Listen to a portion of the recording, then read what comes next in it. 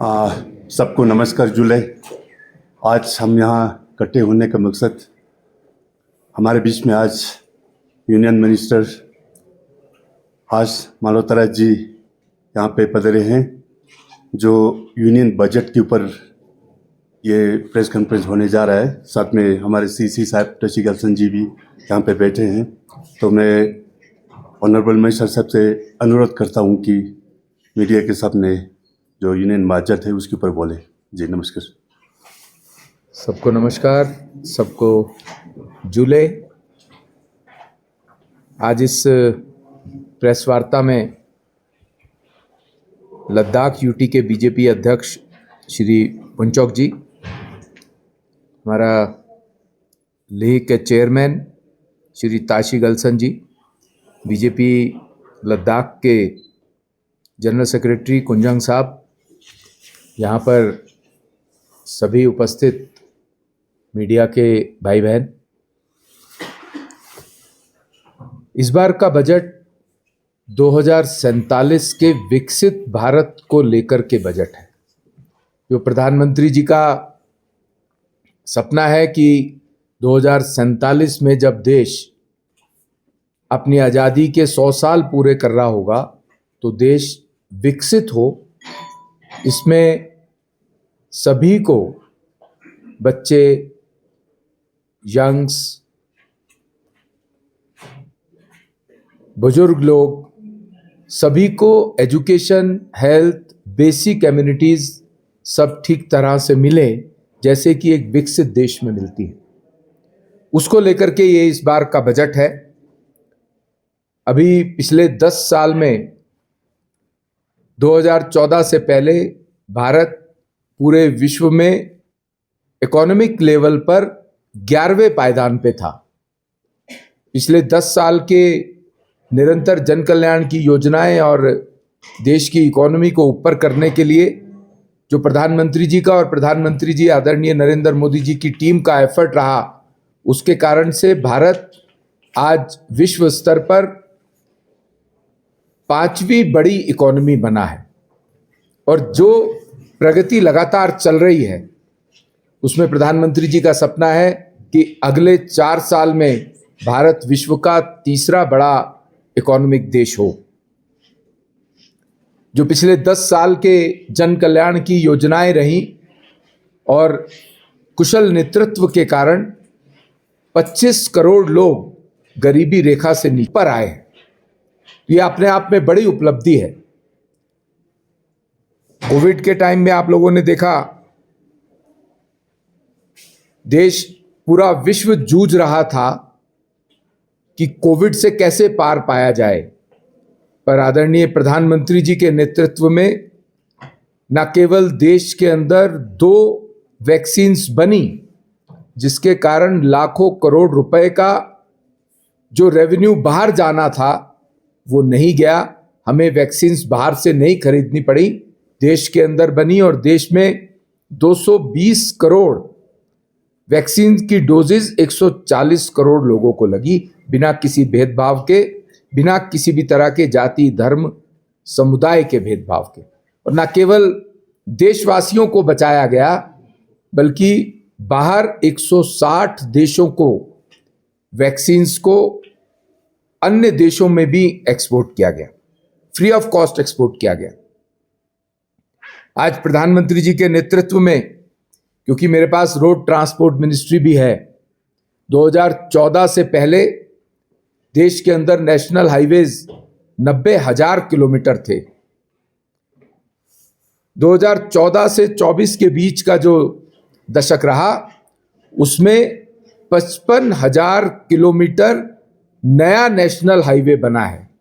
तो जो आज 1,45,146 किलोमीटर का नेशनल हाईवे बना है, ये जो नेशनल हाईवे है ये केवल रोड्स और कंक्रीट की रोड्स नहीं है। ये वो नेशनल हाईवे है जो देश की प्रगति का नेशनल हाईवे है।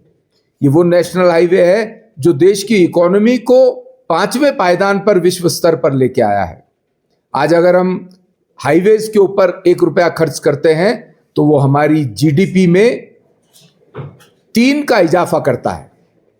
तो सीधा सीधा 1:3 नेशनल हाईवे का डेवलपमेंट हमारे जीडीपी में 3 का कंट्रीब्यूशन करता है।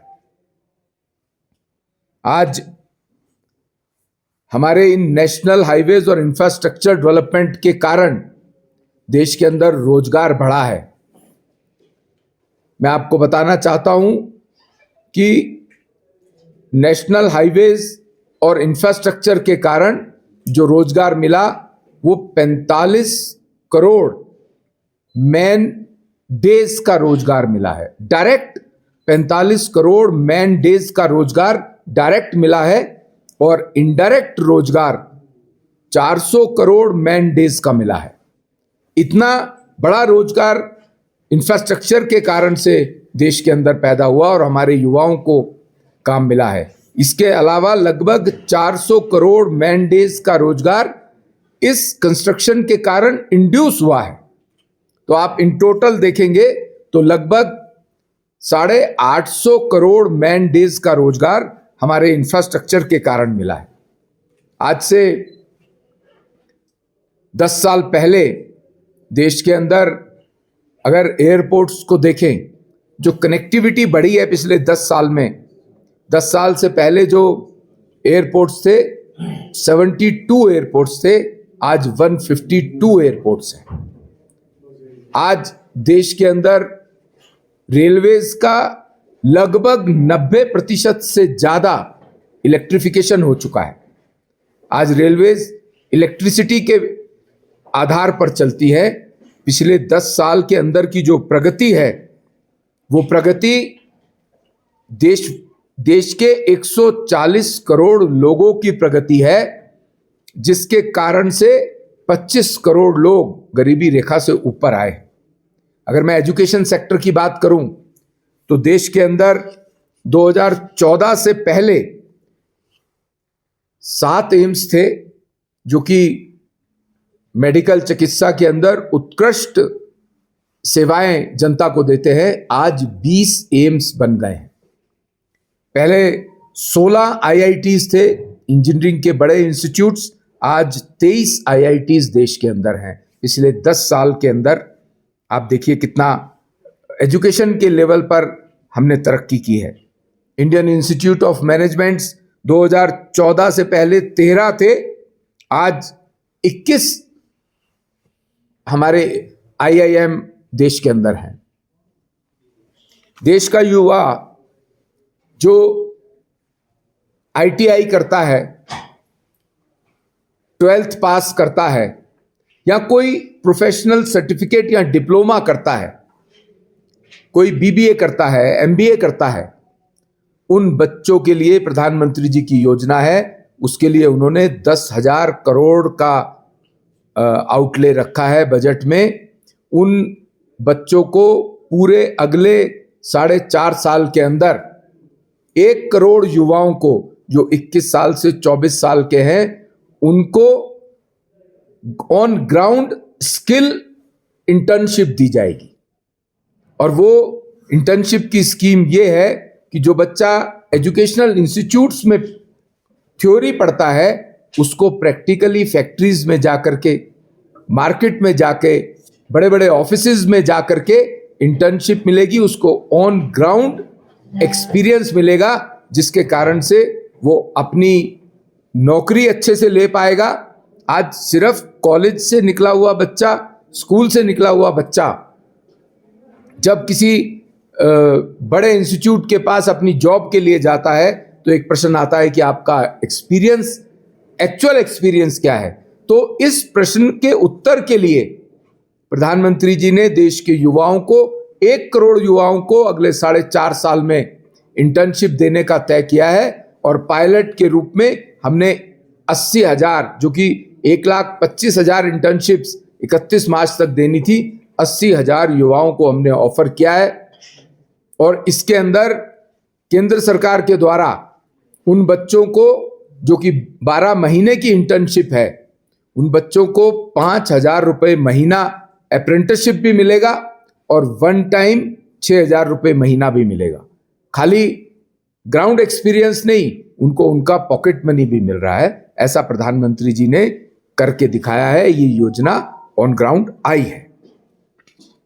मैं आपको ये बताना चाहता हूं कि इस बार का जो बजट है, इस बार का बजट 7 फ्रंट्स पर है। गरीब का कल्याण, युवाओं के लिए शिक्षा, रोजगार, स्वास्थ्य, जो हमारा अन्नदाता है, हमारे किसान भाई बहन हैं, उनकी वेलफेयर का, उनकी डेवलपमेंट का, चाहे उसमें फसल बीमा योजना हो, चाहे किसानों के सम्मान निधि की बात हो, चाहे यूरिया की बात हो, चाहे उर्वरक की बात हो, इन सब चीज़ों का ध्यान रखा गया है। और सबसे इम्पोर्टेंट हमारी महिला शक्ति का, मातृशक्ति का ध्यान रखते हुए इस बार के बजट में काम किया गया है।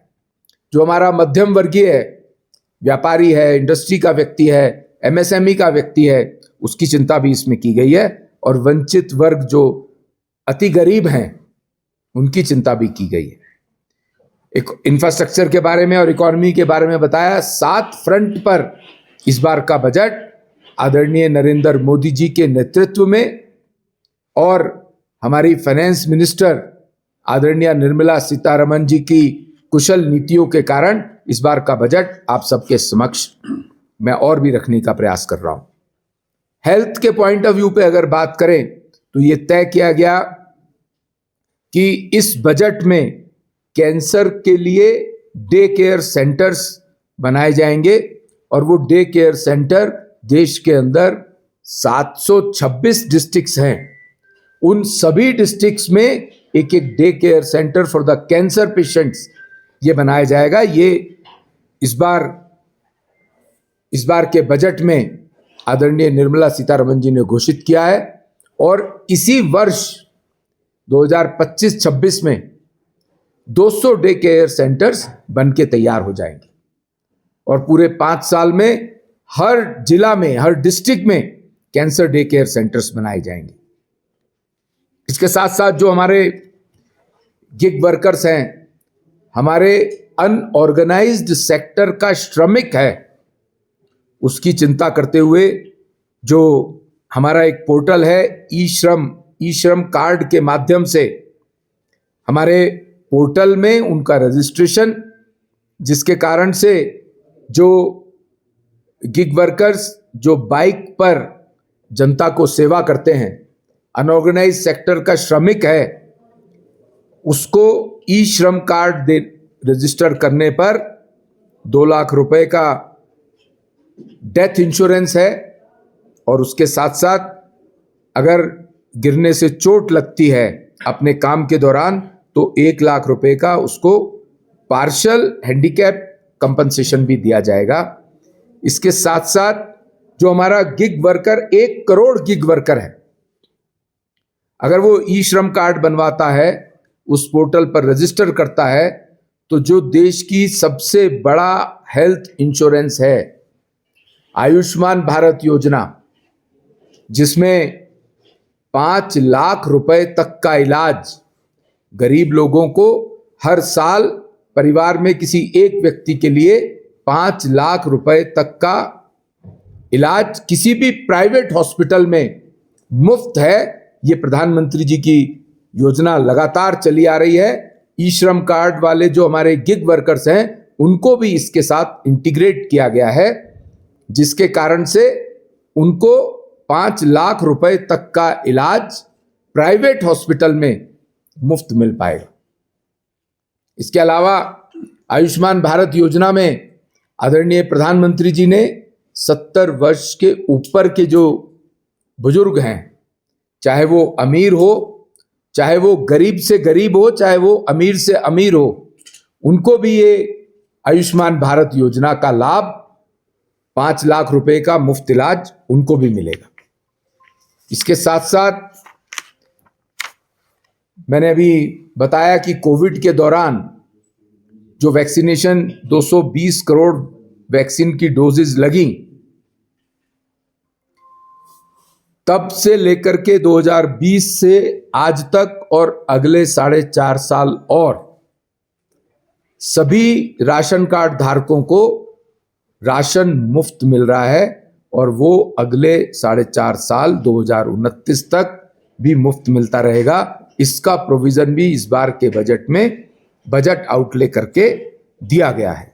इसके लिए बजट 2,03,000 करोड़ का इस काम के लिए रखा गया है और इसके बेनिफिशरीज देश के अंदर 81 करोड़ लोगों को मुफ्त राशन हर महीने मिलता है।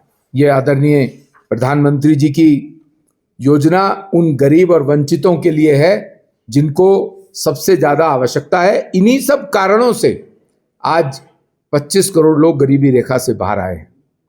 प्रधानमंत्री जी ने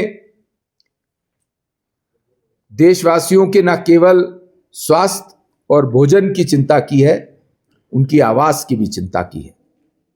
इसके लिए 78,000 करोड़ का बजट रखा गया है और अब तक 3.5 करोड़ लोगों को प्रधानमंत्री आवास योजना के तहत मकान भी मिल चुका है और ये योजना आगे तक चलती रहेगी। इसके लिए भी 78,000 करोड़ का प्रोविजन आदरणीय प्रधानमंत्री जी ने इस बार के बजट में रखा है। जल जीवन मिशन की बात करूं तो आज प्रत्येक गांव में पीने का पानी नल से पहुंच रहा है और मुझे ये बताते हुए खुशी भी हो रही है कि हमारे लद्दाख में भी जल जीवन मिशन की सफलता 80% से ज्यादा है। और जल जीवन मिशन के तहत जब पीने का पानी नल से किसी व्यक्ति के घर पहुंचता है तो उसकी खुशी का ठिकाना नहीं रहता है। स्वच्छ भारत मिशन के अंतर्गत प्रधानमंत्री जी ने मातृशक्ति की, माताओं बहनों की ये चिंता की कि आजादी के 65 वर्षों के बाद भी 2014 से पहले हमारी माताएं बहनें खुले में शौच के लिए जाती थी। अगर दिन में उनको जाना पड़ जाए तो या तो वो घर पे ही बैठी रह जाती थीं, जिसके कारण से उनको बीमारियां होती थीं, और शौच पे जाने के लिए सूर्य उदय से पहले और सूर्य अस्त के बाद जाना पड़ता था। उनके सम्मान की रक्षा करने के लिए जो उन्होंने सम्मान घर महिलाओं को, माताओं बहनों को दिया है, उसकी संख्या मैं बताना चाहता हूं। 12 करोड़ 40 लाख नए शौचालय और कम्युनिटी शौचालय किसी के घर में या समाज में शौचालय बना करके माताओं बहनों के सम्मान की रक्षा आदरणीय प्रधानमंत्री जी ने की है। मित्रों, मैंने आपको बताया कि युवाओं के लिए इंटर्नशिप की योजना लेके आए हैं। पूरे 5 साल में 1 करोड़ युवाओं को इंटर्नशिप दी जाएगी, जिससे कि वो अपनी एजुकेशन को प्रैक्टिकल स्किल के साथ जोड़ सकें। इसके साथ साथ इस बार के बजट में 50,000 अटल टिंकरिंग लैब बनाने की भी घोषणा आदरणीय प्रधानमंत्री जी ने, आदरणीय निर्मला सीतारमण जी ने की है, जिसके कारण से जो हमारा युवा स्टूडेंट कॉलेज में, स्कूल में पढ़ रहा है, उसको इनोवेशन करने का मौका मिले और देश के अंदर युवाओं के ब्रेन से देश की तरक्की में उनकी हिस्सेदारी हो, इस बात की भी चिंता की है। इसके लिए 50,000 टिंकरिंग लैब की घोषणा आदरणीय प्रधानमंत्री जी ने की है। मेरे को ये बताते हुए बहुत प्रसन्नता है कि 2014 से पहले एजुकेशन का मैंने आपको बताया था, 2014 से पहले एमबीबीएस की सीट पूरे देश के अंदर लगभग 45,000 बच्चे एमबीबीएस करते थे एक साल में। प्रधानमंत्री जी के कॉन्टिन्यूअस एफर्ट के कारण आज 1,10,000 बच्चा एमबीबीएस की सीट ग्रहण करता है। एक साल में 1,10,000 बच्चा एमबीबीएस करके आता है। इसी तरह मेडिकल एजुकेशन के पोस्ट ग्रेजुएशन में जो पहले 25,000 जो हमारे ग्रेजुएट एमबीबीएस पीजी करना चाहते थे तो 25,000 सीट थी, आज वो सीट बढ़ के 52,000 हुई है। तो मेडिकल क्षेत्र में भी खाली इंफ्रास्ट्रक्चर की बात नहीं है, खाली अगर प्रधानमंत्री जी ने ये तय किया कि हर जिले में एक मेडिकल कॉलेज होगा अगले 5 साल के अंदर, तो उसके लिए डॉक्टर्स का होना भी जरूरी है। उसकी चिंता भी आदरणीय प्रधानमंत्री जी ने की है, जिसके कारण से दुगनी से ज्यादा सीट्स एमबीबीएस और पोस्ट ग्रेजुएशन की तय की गई हैं।